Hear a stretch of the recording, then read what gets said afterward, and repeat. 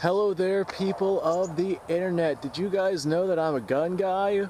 Yeah, I bet you never would have guessed that, right? But anyway, me being a gun guy, I get questions from people that aren't necessarily gun guys, but they want to know enough about them to be able to protect themselves in the event that they needed to protect themselves. And I had a couple of people over my time of doing this YouTube channel ask me how much ammo should I grab, how much ammo should I stockpile in order to be prepared. And of course my answer is going to be always get more if you can. But I feel like that's not going to be a good enough answer for this video, because I could just say, hey, as much as you can, keep, piling it on, have a good day, bye guys, and walk off screen and play the exit outro, but that wouldn't be much fun. So whenever it comes to how much ammo should you actually get your hands on, there's a lot of variation with it.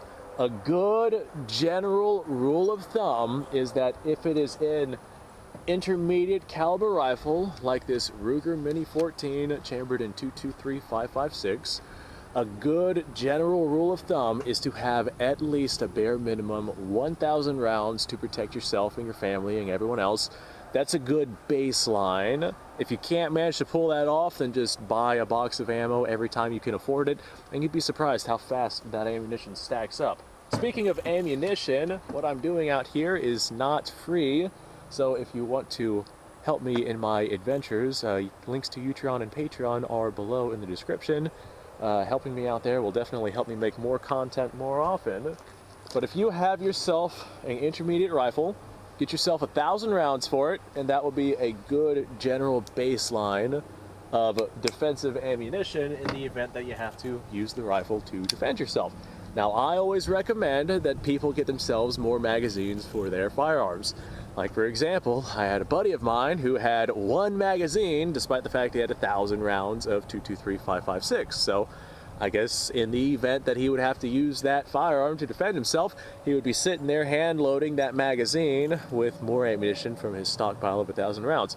I recommend at least 10 magazines for your defensive firearm if it's an intermediate caliber rifle. That said, this right here is not my go-to rifle, obviously. This is a YouTube safe rifle.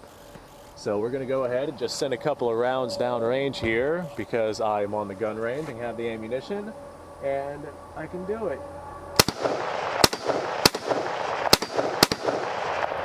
That poor steel target has been through so much. But get yourself at least 1,000 rounds. Get yourself more like, 12, 13, 14, 1,500 rounds.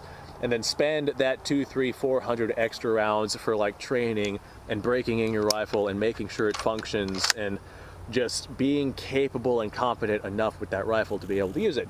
Now, your intermediate caliber rifle round, that is going to be your primary firearm. That should be what you stockpile the most of.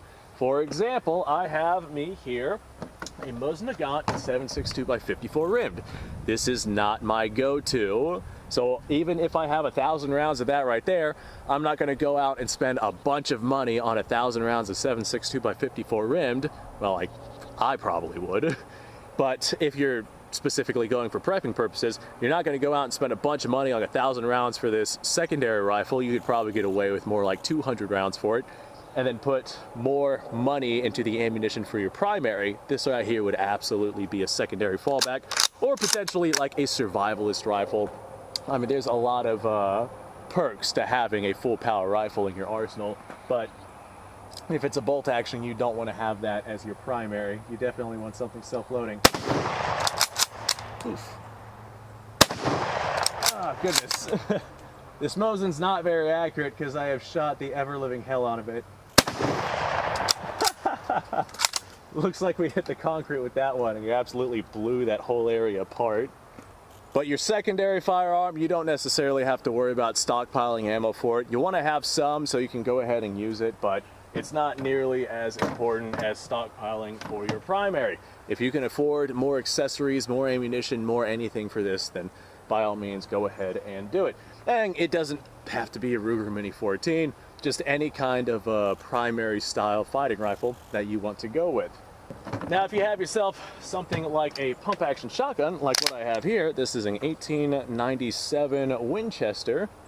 It all depends on what it is that you're going to want to be using it for. Like if this is going to be your survivalist firearm, then having a plethora of different varieties of ammunition would definitely be ideal to go to. However, if you have yourself like, I don't know, a Maverick 88 or a Mossberg 500 or something like that, and it's designed specifically for defensive purposes, then maybe your straight go-to would be buckshot. And in that particular case, get as many rounds for that thing as you can, but bear in mind that shotgun shells are a lot larger than say 223 5.56, so you'll not be able to carry as much with you in terms of weight ratio that you would with an intermediate rifle cartridge.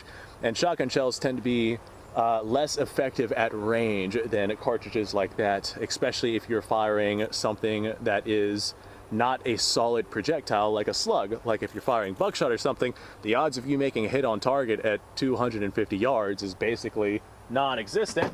But with a 5.56 223, you can pretty regularly make shots at 250 yards if you are a good enough marksman. I would say if this is your defensive firearm, get yourself 1,000 rounds, because you should have as much as possible. If you can't manage that, then get as much as you can. Now with the shotgun shell, they're going to be more expensive per shot than with your 223 5.56. If you're getting anything besides like the cheapo birdshot, you don't want to use something like birdshot or target loads for a defensive situation.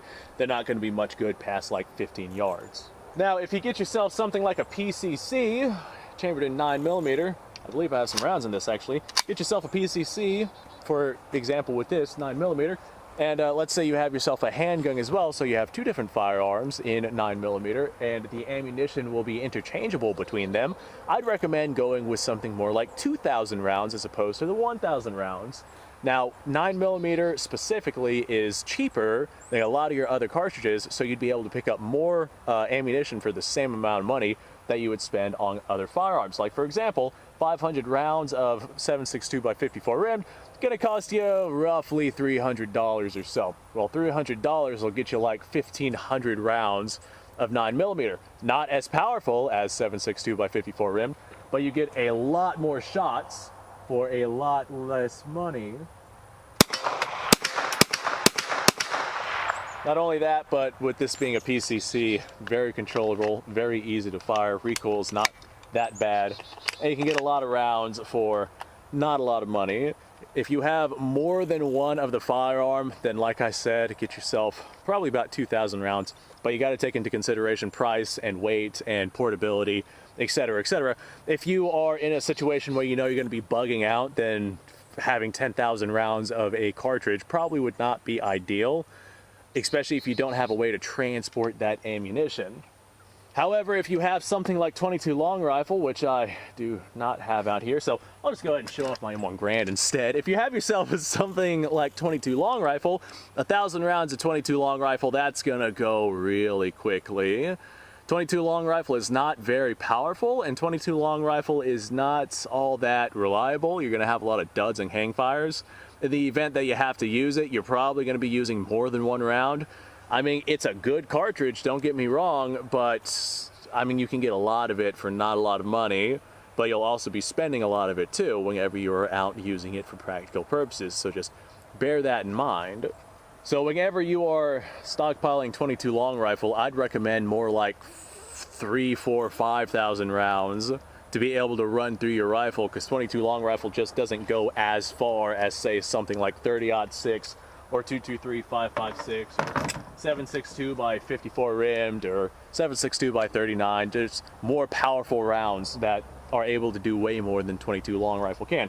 22 long rifle can handle the job, but it just takes more effort to make sure that it handles the job, and oftentimes you will need more than one shot in order to handle that job. So just because of that caveat, I'd recommend stockpiling like way more than just 1,000 rounds of 22 long rifle. That's not going to be much of a stockpile. Well, ladies and gentlemen, thank you ever so much for watching. Let me know what you guys' thoughts are down below on this concept. Of course, my answer will in fact be always do more if you can manage to do more, but if you can't do more, then I wouldn't worry about it.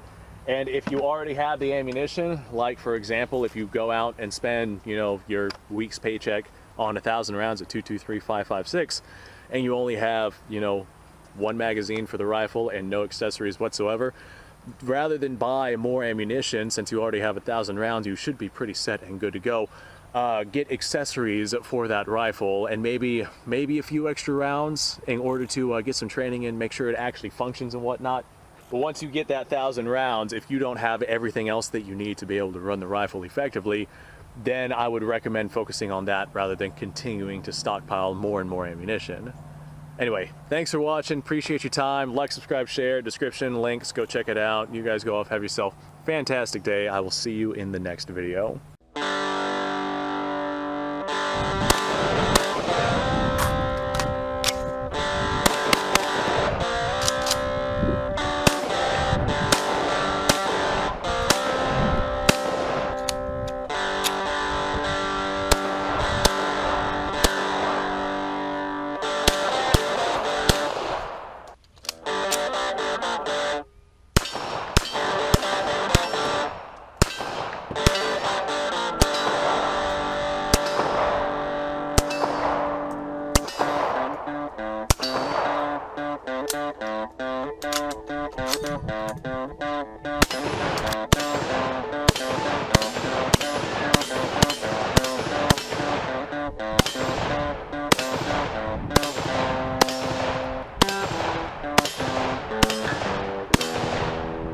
Been a little while since I've done this.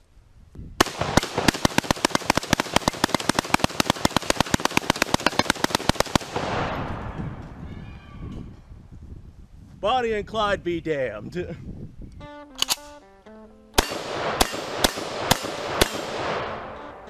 Poor man's Garrett.